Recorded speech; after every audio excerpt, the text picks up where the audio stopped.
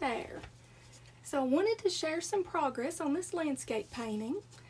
Last week I put the first layer of glaze in the water, and this week we're going to do a second layer. Next time we'll be adding the information from the little waterfalls. All the layers have to dry between paint applications. So I'm working here with oils. This is a little painting I've been super excited to do.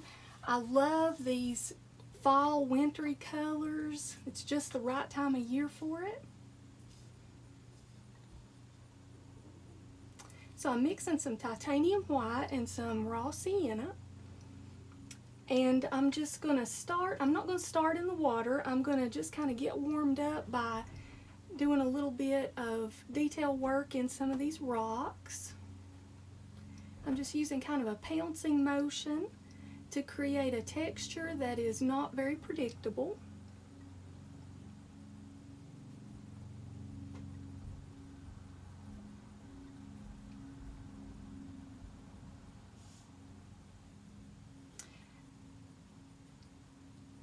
Raw sienna is a very transparent color, so I added a little titanium white to give it just enough opacity that it would build up a little bit lighter value on this rock. The light kind of hits it a little bit. There's a little bit of that same color over here, and often if I have a color on my brush, I'll hop around and try to find that color in other places in my painting. I'm going to add some yellow ochre. The value in this rock needed to darken just a little bit.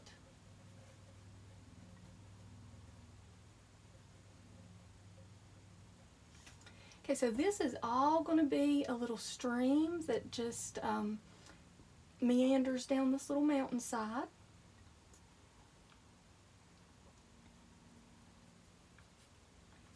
And there's rocks on both sides. I'm using kind of a dry brush technique here for this rock. It has some lichen and some weathering. I just love these old rocks in this part of the country.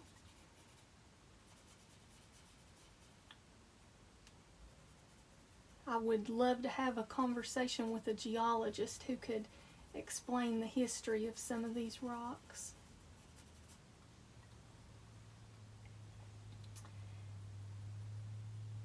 Okay, now I'm going to pick up some sap green. I'm using liquid medium,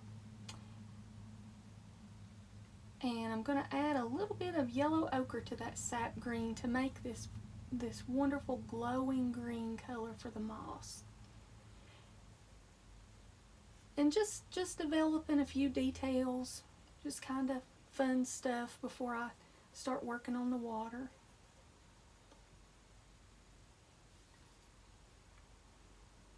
And this light mossy color happens all over the place in this painting. I see some more of it down here on this rock in the foreground.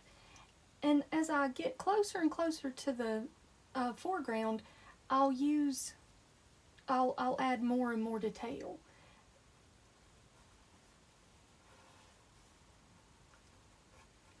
Some of the details kind of get lost and softened in the background because that's one of the ways that we can tell our viewer that things are further in the distance.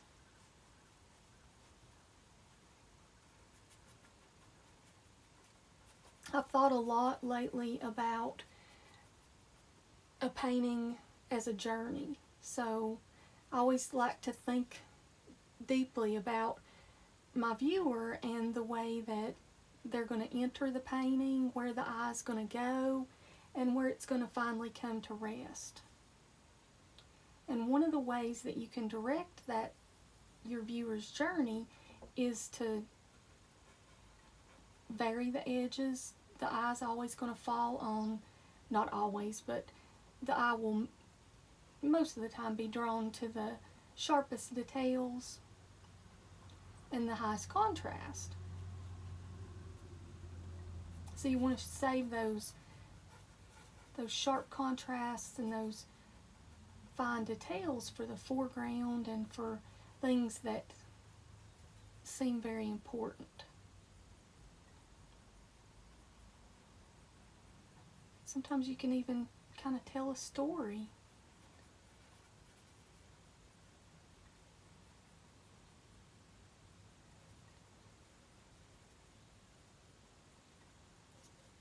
Okay, so now I think I'm going to turn to the water. I'm going to use a little bit bigger brush. This is a 1/2 inch filbert brush, and I'm going to use some liquid medium in order to thin my paint because I want this to be a glaze layer. Now last time I used raw sienna and some raw umber, and I just created a very, very thin glaze layer here on the water. In this layer, I'm going to develop that a little bit further, and I'll save the surface details for next time. Actually, before I do that, I see some rocks and leaves under the surface that are really beautiful and fascinating that I don't want to leave out. So I'm going to come back to a number 2 round brush and put in a few of those rocks under the surface.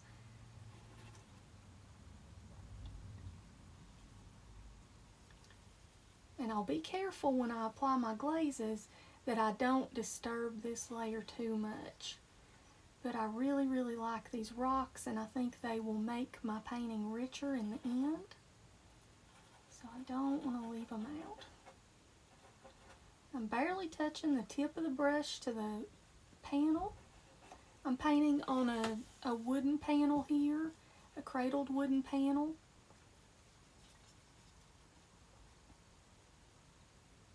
Now I'm going to pick up some raw umber and develop some of those rocks under the surface a little bit more. I want to put those in now because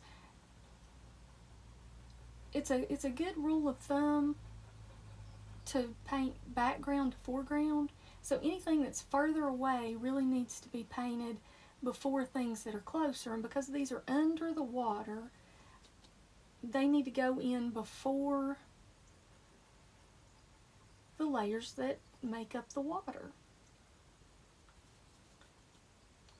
The color that I put on last week, the raw sienna that's under the surface, that's really the color of wet sand. So I'm really starting from the very bottom layer of this creek and working my way up. So the wet sand layer went in last week, and this week I'm going to put in some rocks in that wet sand, and then I will add another layer that has some raw sienna to develop some of the shadow areas that are where the color's a little deeper. And then I'll probably mix in a little bit of sap green because creek water has algae in it, so that's going to make for a nice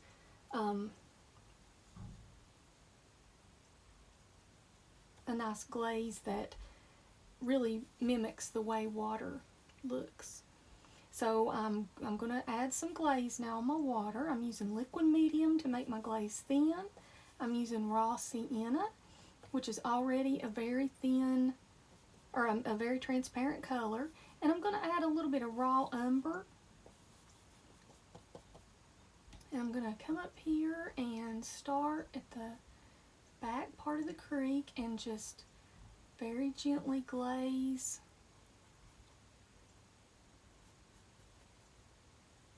It's a subtle change, but these layers, when taken together, will build up to create a very believable water. You can almost feel like you can put your hand in it.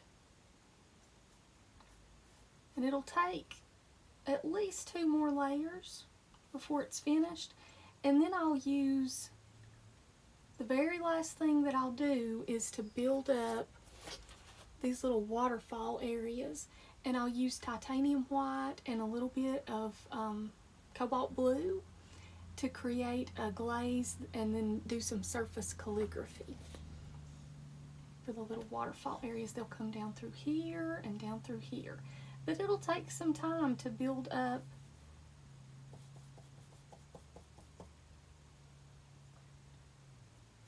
to that point. Now I want to make sure that I'm dark enough in this little waterfall here, because I want that to be this. I want this to be an area of contrast. So when I put that white and blue on there, I want this to be super dark so that it gives a nice contrast. Now there is more, probably the water's a little deeper right here because the waterfall usually carves out a deeper area. So the water looks greener because there's more algae where it's deeper. So I'm adding sap green with and a little bit more of the raw umber to make that little deep puddle. The water's a little bit deeper over here, but there's some leaves underneath that are a burnt sienna color. So I'll add those a little bit later when I switch brushes. There's more of this pretty green. Maybe that rock under the surface has a little moss on it. So I put a little bit more sap green. Now I'm going to add a little bit more of my raw sienna and come over and really develop some of this pool under this rock. This is a little bit of a shadowed area. It'll have a few ripples on the surface, but like I said before, I want to get everything under the surface and under the ripples before I go there. Now in this part, the water is very shallow, but it does have that little bit of a green cast. So my layer is a little bit thinner, but it's still that raw sienna and sap green mixture. I'm being careful not to disturb the leaves and rocks that I put under the surface too much. And I may develop those a little bit more before I move on for the day.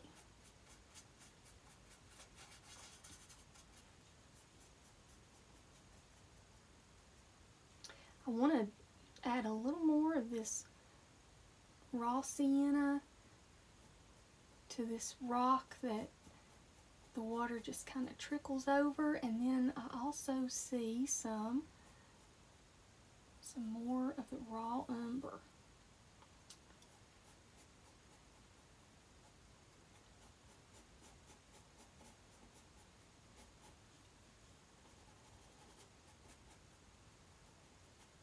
So if you have questions, please leave them in the comments and I'll do my best to create a demo that will answer your question.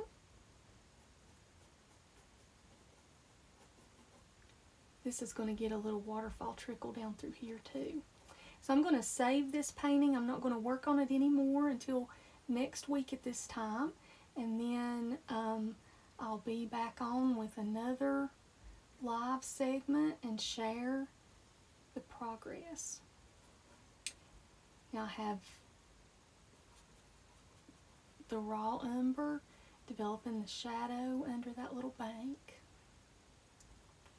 A little bit more raw umber here. This rock gets a little shadow. So really the only colors I've used today are raw umber, raw sienna, and some sap green. I used a little bit of yellow ochre early on and some of that moss. Very, very simple color palette. I'm a big fan of a limited palette. I think it's really useful to get used to the colors you're using so you can learn what they do. Thank you for watching. I'll see you next week.